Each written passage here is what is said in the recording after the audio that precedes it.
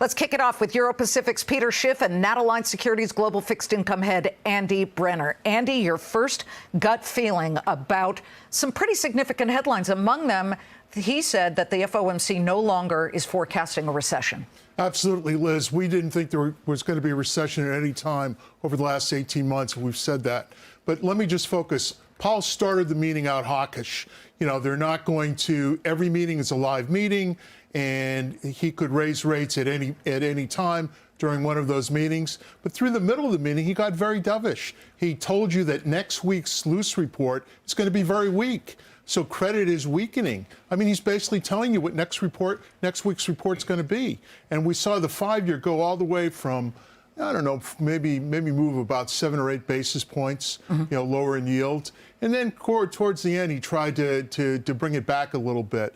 Ultimately, I think it was a tad dovish. But then again, that's kind of the way I see things as well. Peter. I'm sure Peter disagrees. Well, I think the most significant admission that Powell made was that the Fed's going to start cutting rates long before inflation gets back down to 2%. And in fact, I think the Fed might start cutting rates even as the CPI is trending back higher. Because remember, the main reason... He said no cuts this year, I think. Right, that's what he said. Right, but he said the Fed's going to start cutting before inflation gets down to 2%. Oh. And the thing that's significant is the main reason we got the drop in headline CPI from 9% to 3% was that we got a near 50% drop in oil prices from the summer of 2022 until about a couple of months ago. But in the last 3 months, oil prices are up 25%.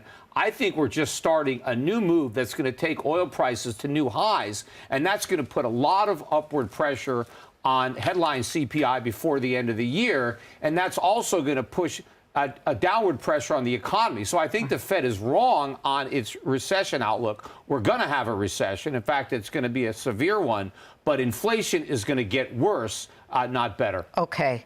He twice expressed what looked to me like extreme fear / paranoia about quitting too early. So I don't know why, Andy, you see it as dovish. Let our viewers decide. Here's how he put it. The worst outcome for everyone, of course, would be not to deal with inflation now, not get it done. Whatever the short-term social costs of getting inflation under control, the longer-term social costs of failing to do so are greater, and that the historical record is very, very clear on that. If you go through a period where inflation expectations are not anchored, inflation is volatile, it interferes with people's lives and with economic activity, and that's the thing we really need to avoid and will avoid. He does not want to see a repeat of 1981 when the Fed kept raising rates and caused a recession, but he also doesn't want to quit too early. Liz, 1981 was so far away from here. Rates were 12, 14, 15%. That's not a good analogy. Look, he's making the same mistake that the Fed made in 21 as far as transitory goes. They are paranoid. Absolutely correct. They're absolutely paranoid. But the reality is, I believe that they're going to be lowering rates sometime next year. As to how much? No, they're not going to lower rates between now and the end of the year. I believe the economy is slowing down, but will not go into recession, and obviously not Peter's view. But I do think that rates are going to be heading lower. Look, 1 year ago, the Fed funds rate was 2.5%. Today, it's 5.5%. 1 year ago, as Peter just said, CPI was 9.1%. Today, it's 3%. Yeah, there's going to be machinations or what's going to happen over the next few months. But I really do think the Fed is way over their skis. Rates are too high for where the economy's going. And I think the Federal Reserve, I think the Treasury is going to have trouble paying over $1 trillion of interest rates in the future. Please, the problem is rates are only too high because we have too much debt, thanks to the Fed. We can't afford these rates. To put this in perspective, 22 years ago, which was the last time we had 5.5% Fed funds, the national debt was $5.6 trillion. Can we show the debt clock? Hold on.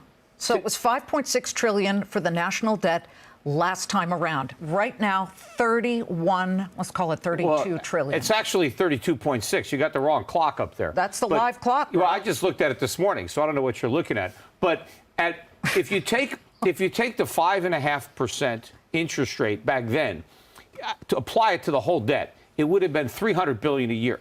Now, the whole defense department budget 22 years ago was $400 billion. So interest on the national debt was about 3/4 of defense spending. Today, if we have to pay 5.5% on the national debt, that's interest rate. Yes, that's 1.8 trillion in interest on the debt per year. Yes, the defense budget is $840 billion. So now interest on the debt is more than twice what we're spending on national defense. But the problem is the debt's going to keep on rising. And so the interest cost is going to keep getting higher. What's going to cause the Fed to start cutting is a solvency crisis at the government level and also on the corporate and personal level. It's not going to be inflation coming down. And in fact, when the Fed has to start easing in the face of high inflation, it's going to be throwing gasoline on an inflation fire, and inflation is going to be making new highs. And so all the problems that Powell is talking about are going to get much worse for the middle class and the working poor, who are going to be decimated by higher inflation. Okay, and by the way, that gasoline will probably also cost more to throw on the fire, but Yes. but not really. The pause, or the whatever you want to call it, the stand down from last month where the Fed did not move rates at all, in retrospect, was that a mistake or the right thing to do? Well, there were a lot of economic numbers that were to the strong side. However, the unemployment number and the inflation number were not two of those. So in retrospect, I'd say it was a jump ball or a close call. Paul is fighting a bunch of doves on the committee, and now with Bullard gone, it's going to be less hawks. So he's got to kind of squeeze a line in there. One thing I do want to say, Peter, I agree with everything. Well, I don't agree with everything, but nonetheless, it's not the Fed. It's the U.S. government that has come to market with too many stimulus programs that have really increased the debt. Of course, the Fed enabled that. If the Fed had not monetized all that debt, if the Fed had not suppressed interest rates, the government couldn't have gotten away with all that deficit spending. They would have been forced to be fiscally responsible years ago. But because of the Fed, they remain reckless and irresponsible. And now we're sitting on a powder keg of debt that's going to explode at any moment. Okay, let's just talk about possible investments here. Is the Treasury market, maybe the T-bills, the shorter-term Treasuries, are those still as attractive with the 5% coupon or whatever? You know, as you look at some of these, the 1 month, the 3 month, the at least 12 month. Hold on, Andy, and then Peter. I love T-bills at 5.5%. You know, I mean, Rick Reeder's talking about buying commercial paper at 6.5%.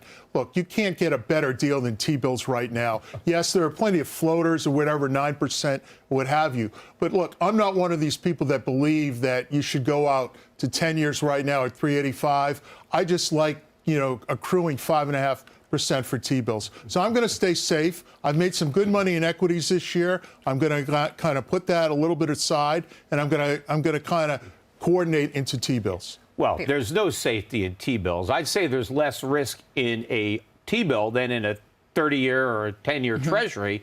But the real rate of inflation, regardless of how the government wants to misreport it with the CPI, is higher than 5%. Okay, so what do you go into? You're losing. You got to get out of the dollar because that's what's being destroyed. That's what's losing purchasing power. So you don't want to own any treasuries, even short term. You want to own real money, which would be gold, but you want to own dividend-paying stocks that are not in dollars, that are outside the United States. What about materials, agriculture? Yes, you want to be in anything that's inflation sensitive. That is basic materials, that is energy, that is agriculture, but you want to be in investments that are going to benefit from the market being surprised by inflation being much higher than they expect and long-term interest rates being much higher than they expect. And so all this stuff that worked during the bubble days, high multiple tech stocks, that kind of stuff, the financials, that's not going to work. You've got to be invested for inflationary type stocks. So look at the 1970s. That's your a blueprint for what's going to work. See the investments that worked in the 70s